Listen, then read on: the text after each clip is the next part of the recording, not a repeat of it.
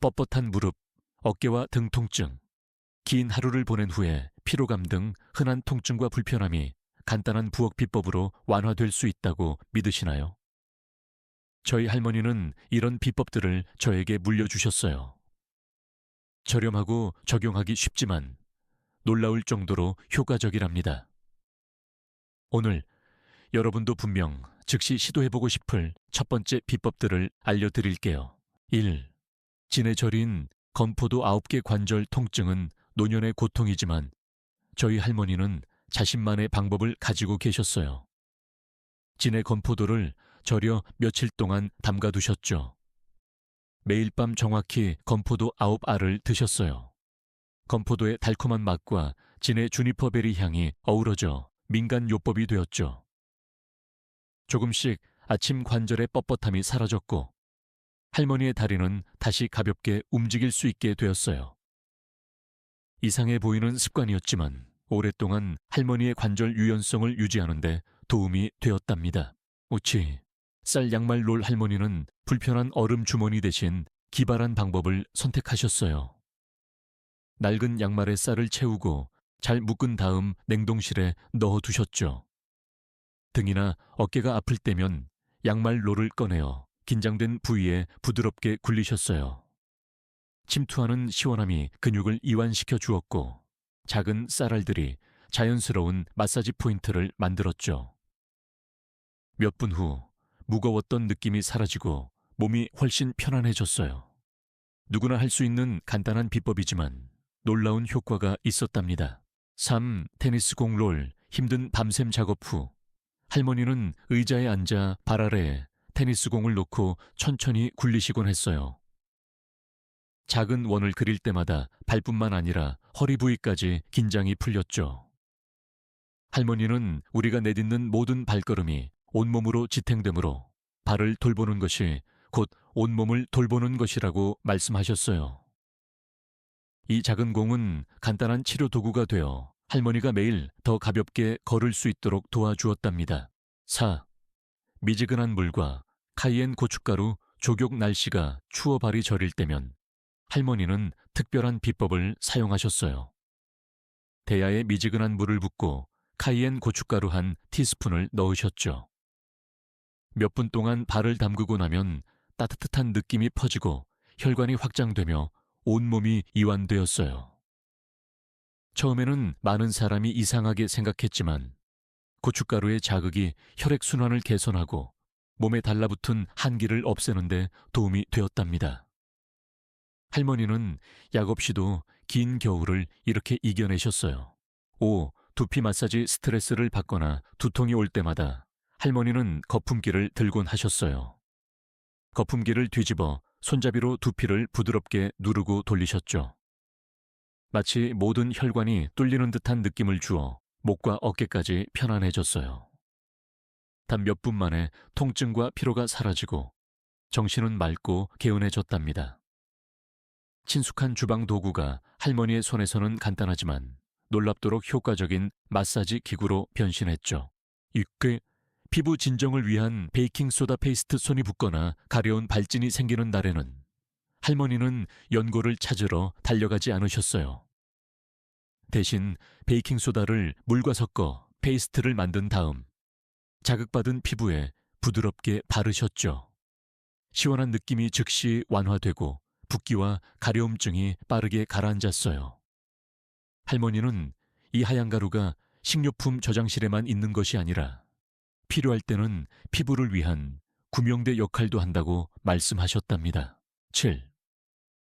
거친 팔꿈치를 부드럽게 하는 레몬 껍질 손 피부, 특히 팔꿈치 부위가 거칠어지는 날이면 할머니는 아주 특별한 비법을 사용하셨어요. 레몬을 짜낸 후 남은 과육이 조금 붙어있는 껍질 반쪽을 보관했다가 마른 피부에 부드럽게 문지르셨죠. 레몬의 천연산이 거친 피부층을 부드럽게 하면서 신선한 향을 퍼뜨렸어요. 몇 번만 사용해도 거칠었던 피부가 더 밝고 부드러워졌답니다. 버려졌을 것이 할머니의 손에서는 천연 화장품이 되었죠. 8. 각질 제거제로 커피 찌꺼기와 올리브 오일 할머니는 비싼 각질 제거 크림을 결코 사지 않으셨어요. 커피를 내린 후 남은 찌꺼기를 모아 올리브 오일 몇 방울과 섞어 손과 팔에 잘 문지르셨죠.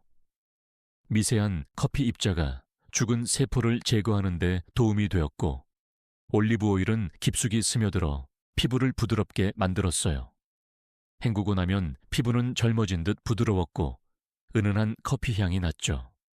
할머니는 웃으며 이렇게 말씀하시곤 했어요. 사치스러울 필요 없어. 아름다움은 이미 우리 부엌에 있단다. 9. 가벼운 화상의 차가운 금속, 숟가락 뜨거운 냄비를 실수로 만지거나 작은 불꽃이 손을 스칠 때마다 할머니는 당황하며 연고를 찾지 않으셨어요. 즉시 금속 숟가락을 집어 냉장고에 넣었다가 화상 부위에 부드럽게 대셨죠. 금속의 차가움이 타는 듯한 느낌을 빠르게 진정시키고 화상이 번지는 것을 막아주었어요. 간단하고 경제적인 행동이었지만 치료를 계속하기 전에 즉시 통증을 완화하기에는 충분했답니다. 10. 손톱 보습을 위한 마요네즈 건조한 날. 손톱 주변 피부가 쉽게 갈라질 때면 할머니는 냉장고에서 마요네즈 병을 여셨어요.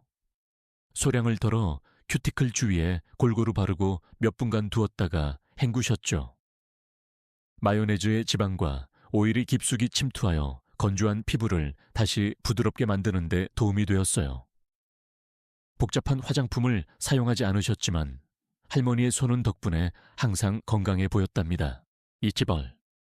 기분 전환을 위해 갈아놓은 커피콩 향, 막기 스트레스를 받거나 눈이 피곤할 때마다 할머니는 커피를 더 마시는 대신 갓 갈아놓은 커피병을 열고 깊게 들이마시셨어요. 그 강렬한 향은 즉시 감각을 깨우고 상쾌함과 집중력을 주었죠. 할머니는 때때로 커피향 가득한 한숨만으로도 하루 종일의 나른함을 날려버리기에 충분하다고 말씀하셨답니다. 12. 위를 편안하게 하는 여주, 우린 물 기름진 식사 후 할머니는 신선한 여주를 조금 준비해 미지근한 물에 담갔다가 조금씩 마시곤 하셨어요. 처음의 쓴맛은 점차 상쾌함으로 변하며 더부룩함과 소화 불량을 해소하는 데 도움이 되었죠.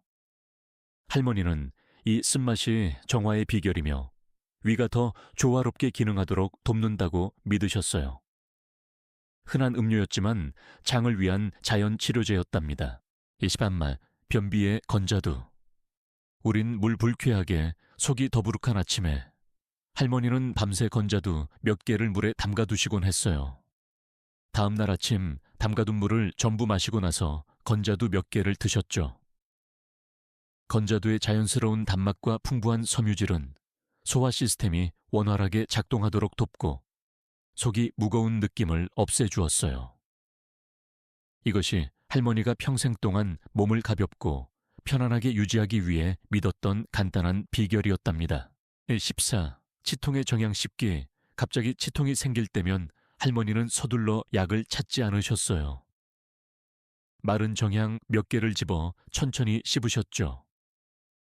정향의 유개놀 에센셜 오일이 퍼져 잇몸 부위를 부드럽게 마비시키고 통증을 현저히 줄여주었어요.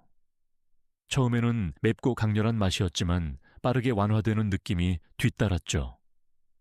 병 안에 있는 작은 향신료 한 줌이 성가신 치통에 대한 즉각적인 치료제로 변신했답니다. 15. 맨발로 걸어 발 강화하기. 할머니는 늘 발은 몸의 뿌리라고 말씀하셨어요. 그래서 매일 아침 맨발로 잔디밭이나 부드러운 흙길을 걸으시곤 했죠. 땅과의 직접적인 접촉감은 발의 작은 근육을 강화하는 데 도움이 될 뿐만 아니라 균형 감각과 혈액순환도 개선해 주었어요. 할머니에게 맨발로 걷는 것은 몸과 자연을 연결하는 단순하지만 활력 넘치는 방법이었답니다. 할머니가 남겨주신 작은 비법들, 즉 진에 절인 건포도부터 흙 위를 맨발로 걷는 것까지 몸을 돌보는 일이 복잡할 필요가 없다는 것을 보여줍니다. 몇 가지 간단한 비결만으로도 매일 건강하고 가볍게 그리고 자연에 더 가까이 살아갈 수 있답니다.